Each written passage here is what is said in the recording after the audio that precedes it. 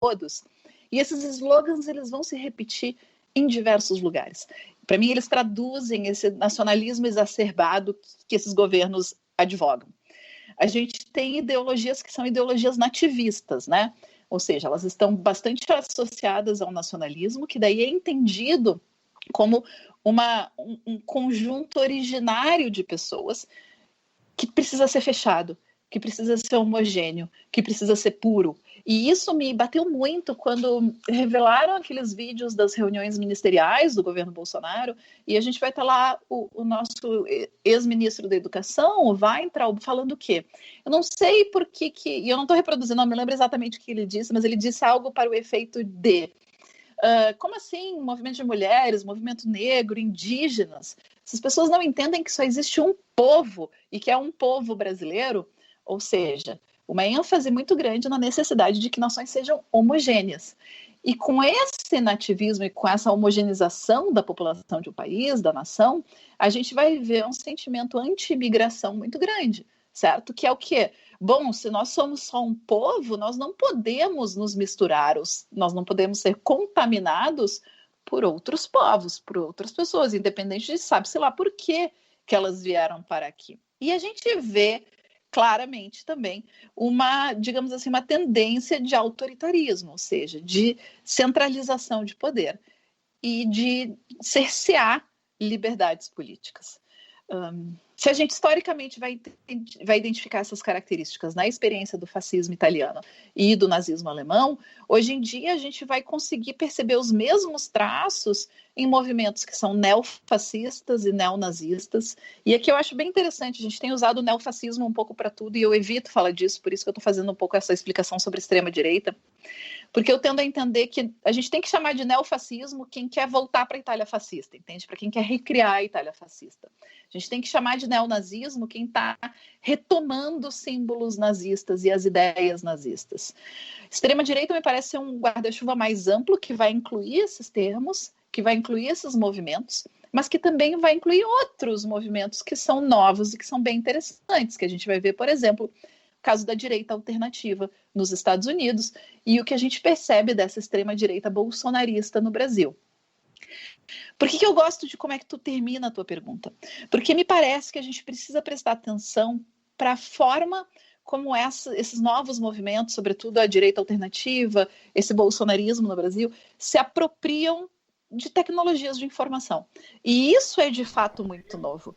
Talvez as ideias elas sejam bastante parecidas, entende? Essas três grandes características de ter um nacionalismo exacerbado, de ter um nativismo e de ter um autoritarismo, concebendo e organizando ação política, mas a apropriação que esses movimentos fazem da internet, das ferramentas da internet, ele é muito poderoso e ele é muito, digamos assim, útil para configurar esse espaço político, né? E a gente tem falado muito disso, que parece que os caras conseguem sequestrar o discurso político, né? Parece que eles sequestram a cultura e que a gente sequer... que as esquerdas se veem de alguma maneira, digamos assim, sem uma reação, tanto quanto passiva, sem conseguir articular uma resposta, porque esses caras eles são muito bons em repensar, em repropor abordagens de mídia, de educação e de comunicação por meio de um ativismo online. E eles fazem isso usando humor e ironia, eles fazem isso usando memes, eles fazem isso assediando pessoas online. E qualquer um de nós que passe algum tempo no Twitter consegue perceber como isso aconteceu. E mais do que isso, como isso se intensificou, pelo menos no caso do Brasil, a partir de 2017. Só que, de novo, eu acho que isso não é restrito para o Brasil. É uma nova estratégia de ação política que está rendendo resultados bastante positivos para esses grupos no mundo inteiro. Vocês mencionaram os Estados Unidos, a Grã-Bretanha com o Brexit, a gente vai ver outros casos, como na Alemanha, na Polônia, na Hungria. E o que para mim tem ficado muito nítido e que é muito preocupante é que parece que, de alguma maneira, os caras foram tão rápidos, digamos assim, em articular essas questões, que agora eles estão conseguindo efetivamente, não apenas conseguiram ser eleitos, como eles estão conseguindo fazer mudanças significativas na política para fora da internet. E me parece que um dos erros que a gente cometeu foi justamente de não conseguir perceber a importância que essas novas tecnologias assumiram para a nossa vida de maneira geral e para a política de maneira específica, e de ter talvez, digamos assim, não levado elas a sério o suficiente. Quando a gente pensa no que o Olavo de Carvalho fez com os cursos online dele, por exemplo, quando a gente percebe o que todas essas novas, e daí muitas aspas, esses novos canais de mídia alternativa estão fazendo em termos de conseguir capturar e agora avançar uma narrativa, que é uma narrativa política a respeito desses países, a respeito do Brasil e como é que isso é configurado. É muito interessante, Léo. Tu ficou falando, né, da gente pensar em todas essas questões do pós-União Soviética e como a gente não teve uma resposta. E eu não sei, porque a gente tem falado pouco sobre o que se chama da onda rosa na América Latina, né? Que é, bem no início do século XXI, a gente tem essa tendência na América Latina de eleição de líderes e de governos reformistas de esquerda.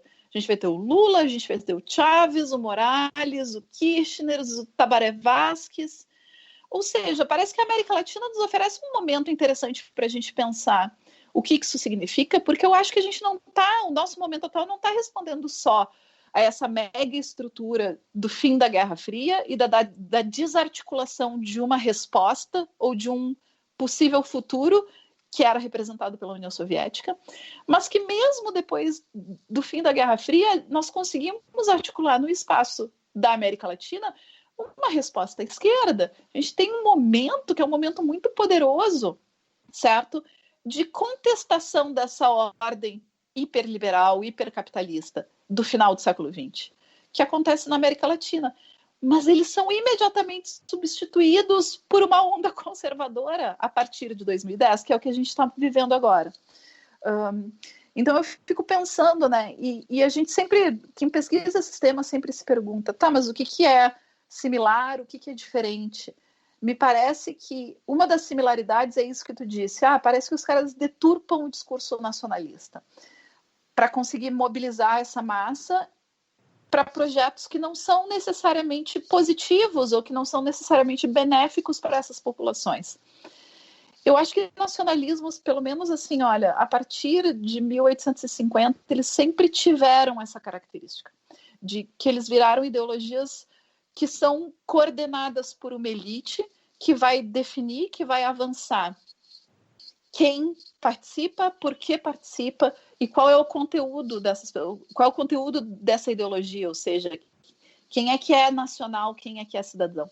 E ela faz isso porque é muito poderoso, digamos assim, ter nas mãos a definição da legitimidade política. De novo, para voltar lá para aquele termo que eu tinha usado, quando a gente fala de soberania popular. A gente vai falar de soberania popular, mas tem um pano de fundo que a gente geralmente diz que é, então o povo decide a política. Mas alguém tem que decidir quem é o povo, né? Antes da gente ter um povo que decide quem é a política. E quem geralmente está fazendo isso são elites que estão articulando critérios de pertencimento. Agora a gente tem uma elite que conseguiu muito bem articular esse critério de pertencimento no Brasil e no mundo, que é exclusivista.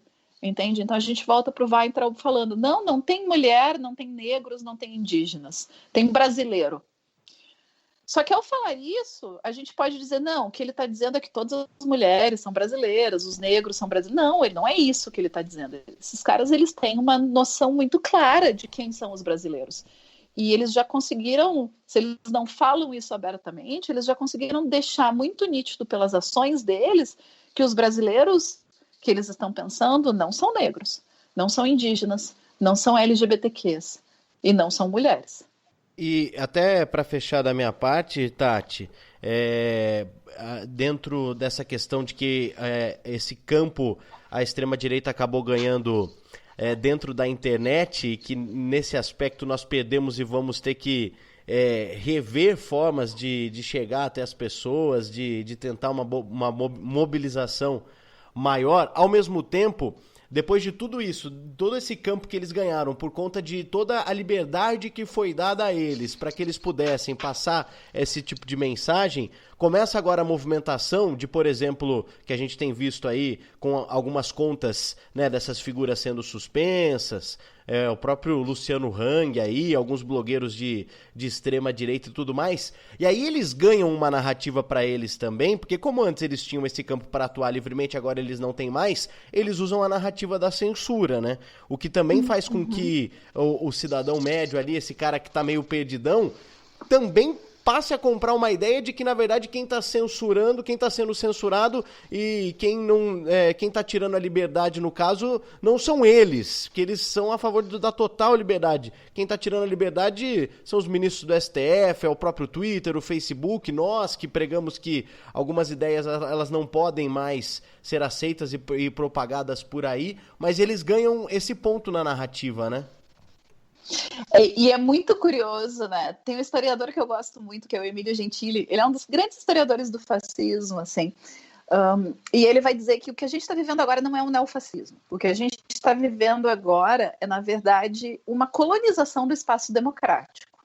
A gente teve, de fato, eu acho que isso é difícil de negar, uma aceitação de que o modelo democrático, daí a gente pode pensar qual democracia, né? Geralmente a gente está falando de democracia liberal, mas que a ideia de um governo democrático era o melhor modelo político que a gente desenvolveu na história da humanidade e que a gente está aperfeiçoando esse modelo, certo?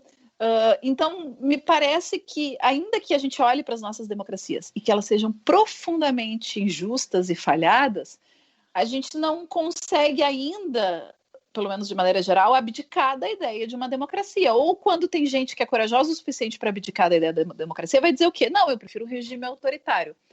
Mas a gente não tem, digamos assim, um outro modelo. A gente ainda está lidando com modelos de democracia. E qual modelo de democracia é melhor? Porque a gente continua muito, digamos assim, dentro desse mundo de uma horizontalidade política que é permitida pela democracia. Então, o que o Emílio Gentili vai dizer é que esses caras eles são espertos o suficiente porque eles conseguem colonizar essa imaginação democrática e utilizar elas ao favor deles.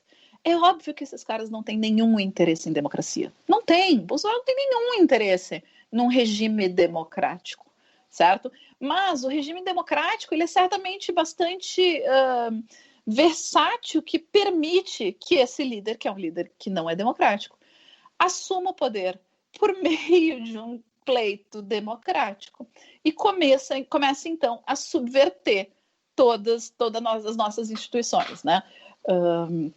E daí essa questão do Luciano Hang e das contas e do acusa censura, ela é muito, digamos assim, esperta, porque ela apela justamente, como tu disse, para algumas questões que estão diluídas na água e que a gente assume que, tipo, não, censura é ruim, todo mundo pode ter opinião, etc e tal, que são valores democráticos. Mas muitas vezes os caras fazem isso para avançar ideias que são antidemocráticas, né? Só que é muito poderoso ele dizer, não, olha só, eu estou sendo censurado pelo STF, que democracia é essa? E é um paradoxo um tanto difícil, né? Como é que a gente lida com isso? Daí a gente censura o cara, entre muitas aspas, aí, ou a gente reduz, porque o cara estava espalhando o discurso de ódio, estava espalhando mentira, mas a gente não consegue ter, ao mesmo tempo, uma narrativa hegemônica de demonstrar para as pessoas e dizer, olha, tem um problema com o que ele estava fazendo. E eu acho, Paulo, que isso também está atrelado ao fato de que esses caras conseguiram capturar o discurso público, entende? Pelo menos em termos de cultura. E eles estão manipulando esse discurso para o benefício próprio. Não sei como é que vocês veem essa questão, mas é isso, sabe? Para mim me parece muito esse paradoxo que a gente não consegue escapar, que é tipo, a gente está fazendo isso para tentar resguardar algumas das nossas instituições, mas no momento que a gente faz isso, parece que a gente dá mais munição para esses caras apontarem o problema desse sistema que é corrupto, que é falido e que eles estão tentando mudar. Tati, eu queria aproveitar o gancho que você é mestre em relações internacionais e também perguntar a perspectiva assim, em relação ao Brasil, desse nacionalismo que a gente vive hoje, porque, assim, do ponto de vista histórico, o Brasil já liderou um processo de integração regional aqui na América do Sul, né? O próprio Mercosul, que o intuito estratégico era evitar a intervenção estrangeira excessiva na nossa região, né? Evitar que Império Britânico, evitar que Estados Unidos conseguissem afetar tanto as economias e formular esse neoimperialismo aí que está existindo hoje em dia, né?